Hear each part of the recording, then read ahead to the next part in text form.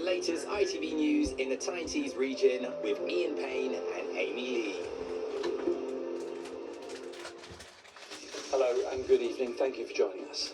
On tonight's programme, tributes to two Cleveland police officers, one a former teacher, killed while on duty after a car driving the wrong way crashed into their police vehicle in Middlesbrough. He was a fantastic role model and he was really loved by all the pupils and colleagues, and we can see that in all the outpouring of grief. 12 people have been arrested in connection with alleged criminality before the crash for offences including possession of a firearm. Rachel Bullock will have the latest. Also tonight, a challenging summer. One food bank on South Tyneside says fewer donations and increased demand have put pressure on their services. And a fitting tribute to the late, great Kevin Keegan from fans of two of his former clubs on the opening weekend of the Premier League.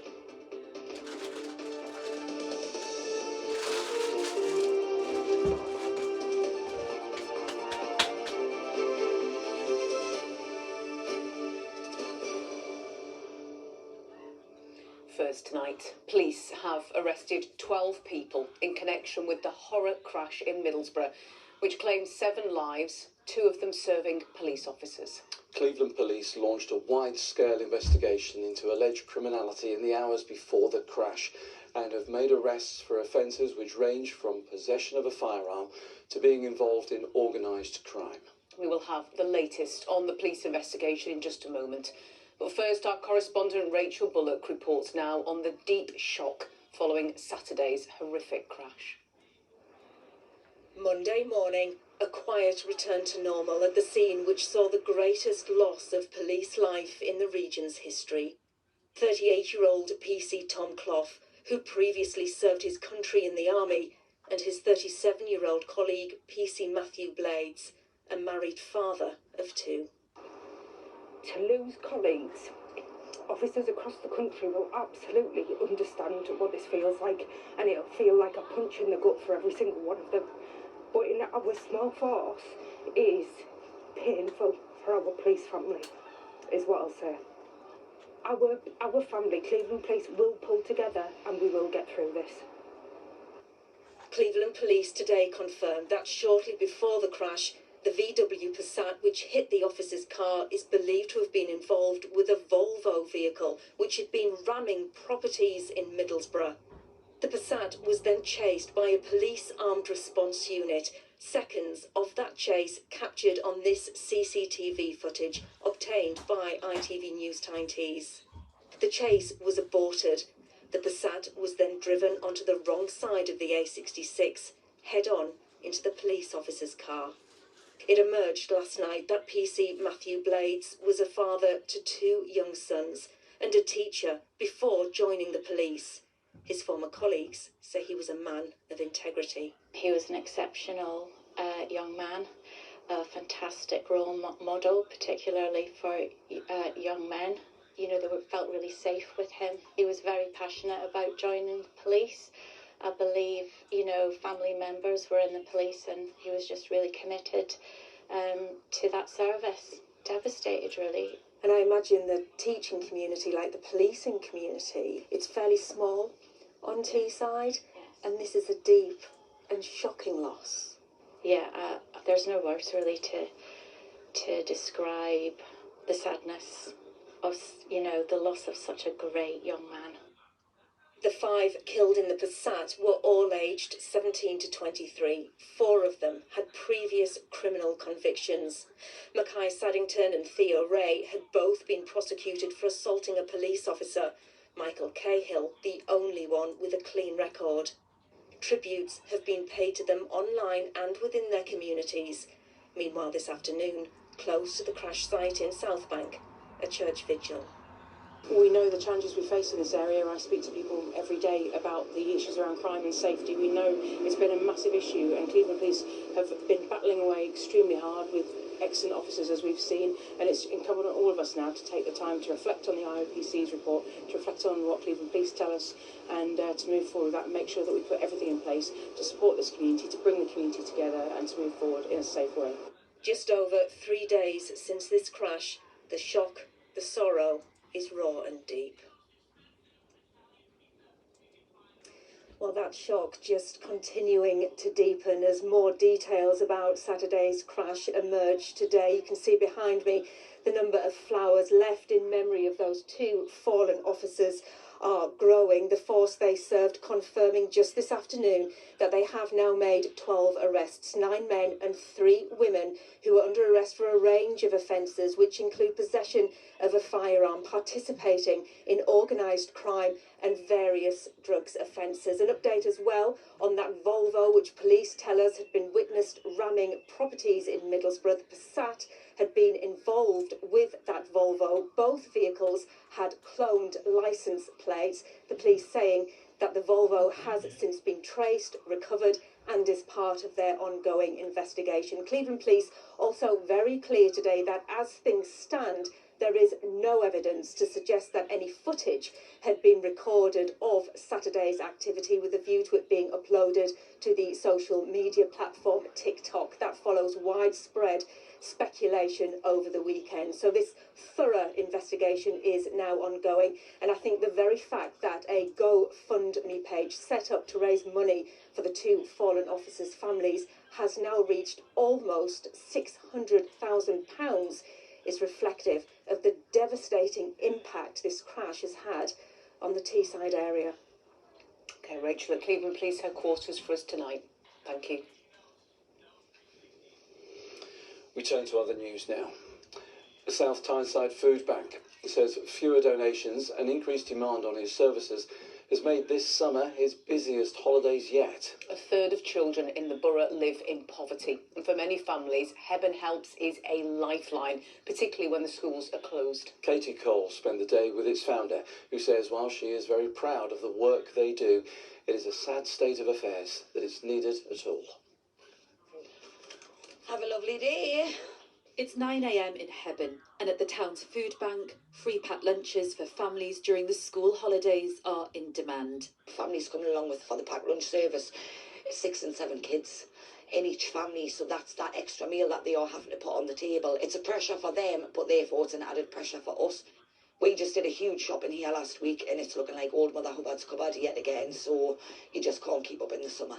More than 2,000 lunches have been given out over the 6-week holidays. It's more than last year, and something the charity's founder wishes they didn't have to do. Sometimes when I say things about kids starving, it sounds like it's not really happening, like it's not true, but it actually is.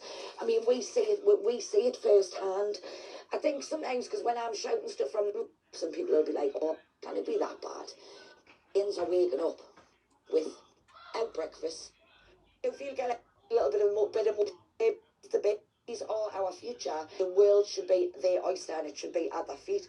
Yet they're worrying where the next meal's coming from in certain households. And it's not just food that this charity helped families with.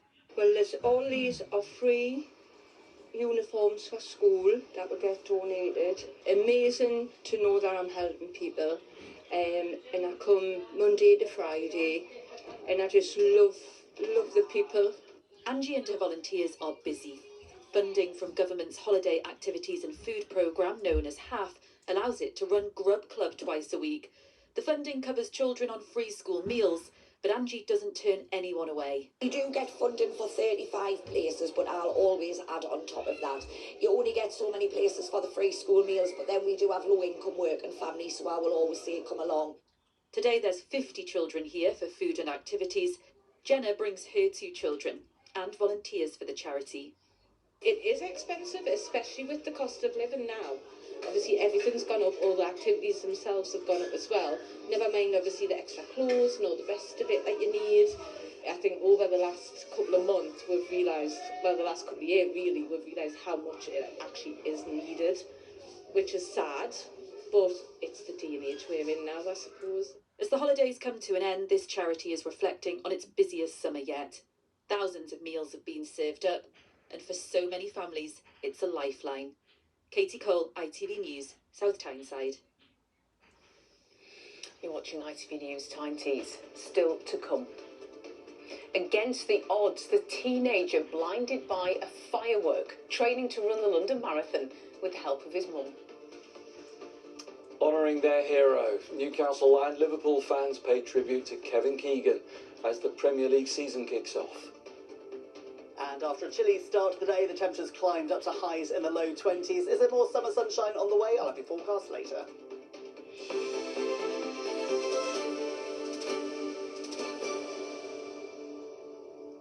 For children, hospitals can be a frightening and an unfamiliar place, but hospital play therapists can help to make that experience less scary, using play to relax children and help them to understand procedures and medicines.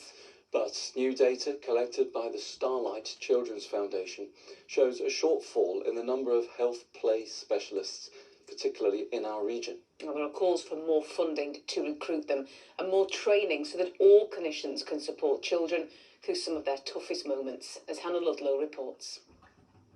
4-year-old Talia Duploy from Newcastle has a rare genetic condition and spent the best part of the first 5 months of her life in hospital. During that scary time, Talia was supported by health play specialists.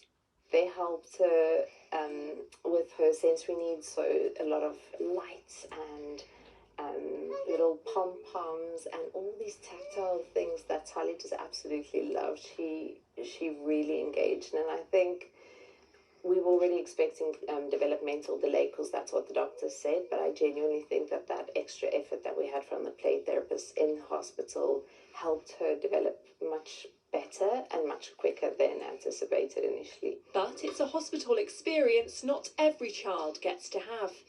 Data from Freedom of Information requests collected by the Starlight Children's Foundation and shared exclusively with ITV News shows a shortfall in the number of health play specialists in England.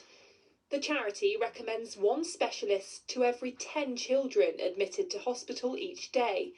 In the North East, it's almost 5 times that, with 1 specialist to 47 children on average. And the investigation found that just 29% of trusts or health boards in the region have a budget for health play staff training and development. So this is to help children prepare and understand an MRI test and what's going to happen throughout.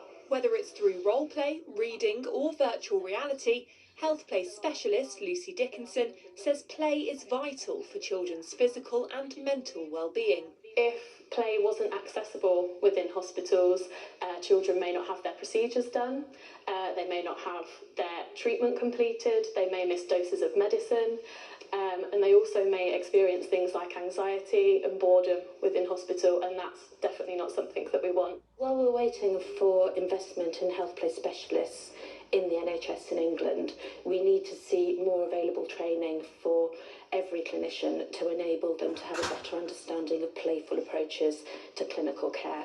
It's not just about the treatment. A truly successful outcome is about children's mental health and well-being, as well as clinical success. For young people like Talia, health play specialists are more than just a friendly face with a bag of toys. They can be the reason a child in hospital gets to go home. Hannah Ludlow, ITV News. Well, in a statement, the Department of Health said that play can help to reduce anxiety, improve children's experience of care and support better outcomes. That's why we're asking all NHS trusts to follow national guidance to make children's services as child-friendly as possible. Simon is here now to look back at an eventful start to the Premier League season.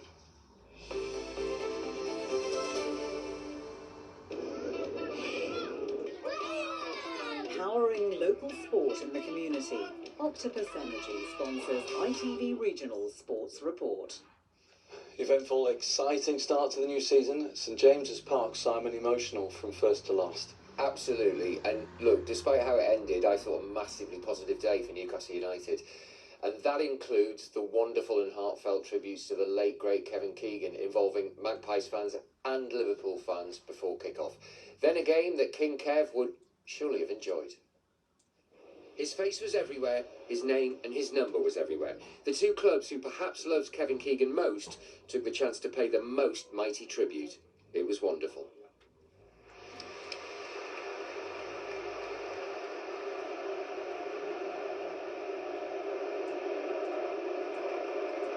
But this wasn't just a day to remember absent friends, this was also a day for new friends and old enemies. Matthias Jaisler making quite the first impression. Liverpool are also under new management and they looked a work in progress, but eventually they got their foothold in the game. Isak got the reception everyone expected, he played poorly, and when his one moment arrived, he fluffed his lines. Nick Szoboszlai's spot kick was cruel perfection, and Newcastle United 2.0 had to settle for a moral victory rather than an actual victory. It was indeed a game with mixed feelings, especially in the end when you get a decision who took 2 points away. It's really hard to digest, but overall there's also a lot of confidence and we are really proud. I would have snapped your hand off for a point at the start, but I think we deserved the win in the end. Absolutely good, and I thought we had a shocking that. I don't know whether it was a penalty or not. I think it's something to build on, especially for next week. We've got an identity. Shouldn't have been a penalty, but we didn't get beat, so I'm happy with that. Everybody's been writing off, but I thought it was a fantastic performance. As players have showed themselves. The drama, the twist in the tale, felt very Kevin Keegan. He'd have enjoyed that game, he'd definitely have enjoyed Newcastle's opening day performance, and on a day when Magpies fans remembered a great man and a glorious era from days gone by, the new era got off to an encouraging start. Yeah, great tributes to Kevin Keegan. A great performance too for Newcastle, Simon. Very reassuring for supporters. It's been a summer of big change, hasn't it, at St James's Park? Yeah, and look, change is scary. There's been lots of change at St James's Park this summer, but change can also be good and healthy. Look, we shouldn't draw conclusions off one game, but that was fresh, that was positive. Could be more change coming as well. We understand Newcastle are getting close to doing a big money deal for Manchester City midfielder Nico Gonzalez. Which would be significant, wouldn't it? Sunderland now, they were also hit by a late goal on the opening day. Not an ideal start for them. Not at all, no. Going away to a newly promoted team on the opening day is never going to be easy, and absolutely fair play to Ipswich Town. Little bit frustrating because while the Black Cats didn't deserve to win, they would have been gutted to lose. An even first half saw Sunderland fall behind, but then they pulled level with a gorgeous free kick from Nilsson Angulo. Then the game was kind of drifting towards a draw, but beware the curse of the X. Former Sunderland man Jack Clark won it in the 90th minute with a very Jack Clark goal. That's what he does. He cuts in from the left and shoots. The Black Cats knew that, but they didn't stop him. Today we made 2 mistakes and they were able to, in transition to score, and we had to chase the result. I think we wanted to win in the second half. It is what it is. We have to improve this part of our game to get better. Well, Sunderland announced another new signing just over an hour ago. 20-year-old midfielder Jules Ahoka arrives from Royal Antwerp in Belgium. He signed a long-term contract and the fee is thought to be about £8 million. Middlesbrough have also announced a new signing and they also suffered the curse of the X. The new signing is experienced fullback Sam Byram, the former Leeds player who's a free agent. But ex-Borough player, manager and all-round legend Tony Mowbray got one over on them. Yet more proof that the Championship is the most unpredictable of leagues. Kim Hellberg's Borough are among the promotion favourites and they took the lead.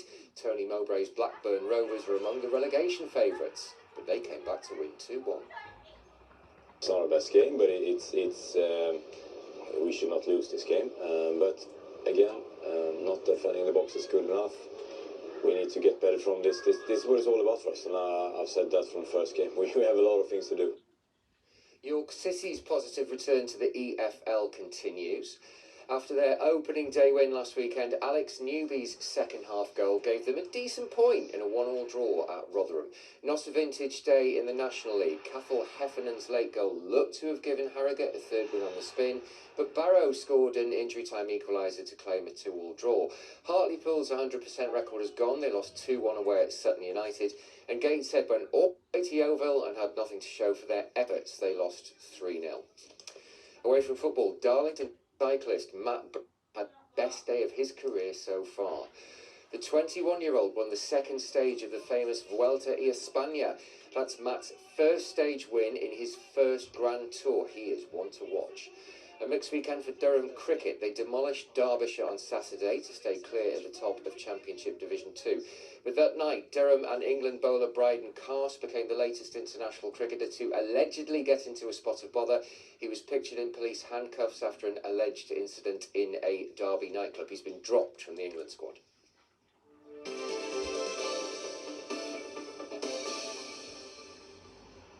always plenty of news around, isn't there, in sports? Simon, thank you very much indeed. Now, moving on to a story of hope and inspiration.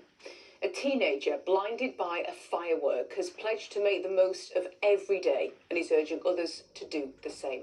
18-year-old Tom Parnaby lost his vision when the firework exploded in his face as he celebrated Bonfire Night in Scarborough last year. Since then, Tom has become a new dad and now he's got a new challenge. He's running the London Marathon with his mum to support the charity that has helped him on his journey. John Hill's been to meet him. I can't let go of it. Puffing, panting and laughing against all the odds. Tom and his mum Danny. I was out of breath.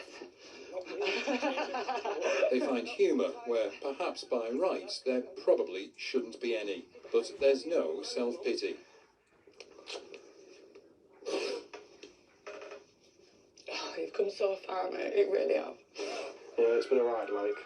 And it's not even been a year. And I just think, how much further can he go? So much further. Tom and a friend suffered serious injuries in a firework accident last November. Tom was airlifted to hospital in Middlesbrough, but he'd lost the sight in both eyes. You go from being an able-bodied 18-year-old lad, you know, with your mates every single day, having fun, to barely being able to move from my bed to the toilet. It was a rough switch. It was a really rough switch. But it's just perseverance. I mean, I had things to get better for, so I didn't really have an opportunity to sit and mop. One of those things is the arrival of his baby daughter, Isla, born just 3 months ago. And Tom wants to give back to the RNIB who've helped him by running the London Marathon with his mum as a sighted guide. I just look at Tom and I think he gets up every day, like, in the dark, making his way around, just trying his best, helping with the baby, being a big brother still, like, and if he can do that, then a marathon's nothing, is it? Having something to focus on, having something positive with a positive outcome to really think about to get you through is huge. For Tom, he has said that his running times have halved since he's lost his sight. So for him to get out there, it's going to rebuild his confidence. It's also his mum is his guide runner. So that's really going to help their connection. You just got to be happy for what you got. It's what I've told everyone since the accident. You don't know what's around the corner. Your life can change in a millisecond. Appreciate the breeze outside. Appreciate the rain. Appreciate the views. Appreciate your family, your friends, your connections. Everything matters more than you think. And you take it for granted, not even on purpose, because it's just everyday life. But it can be changed in a second. So my motto on my bad days is just be grateful for what you got. Wow. Tom, we applaud you. What an uplifting character. Yeah, fantastic. Tremendous, and good luck in the London Marathon.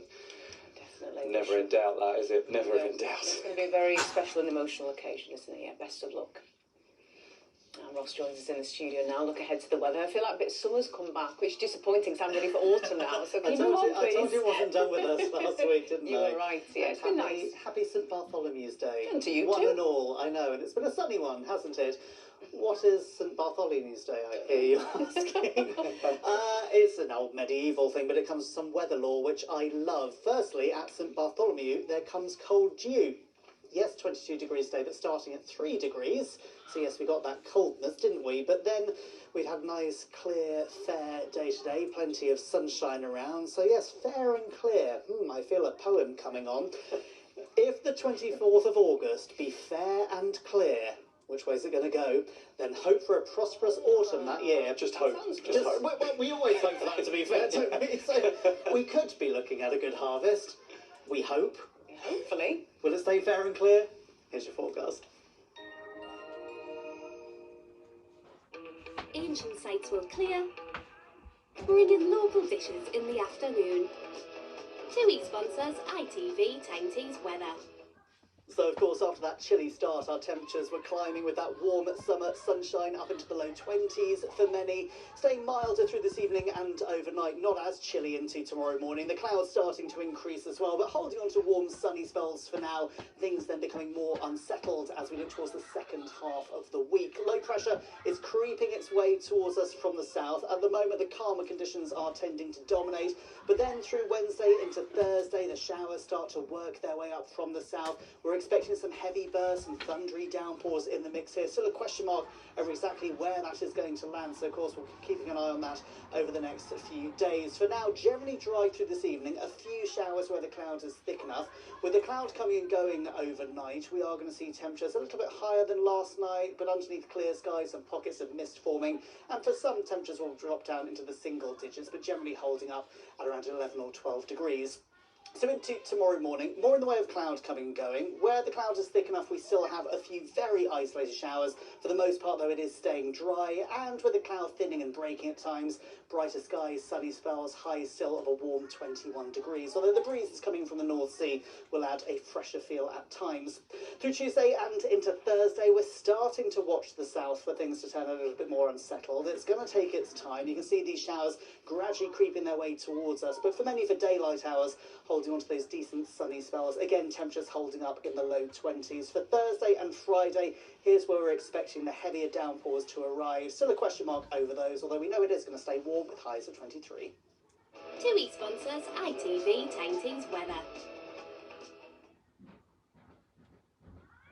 Thank you, Ross. In just a moment, the national and the international news. I'll be back with the update this evening at around about 10:30. Thank you for your company. We hope your week has started well. Bye for now. Bye-bye.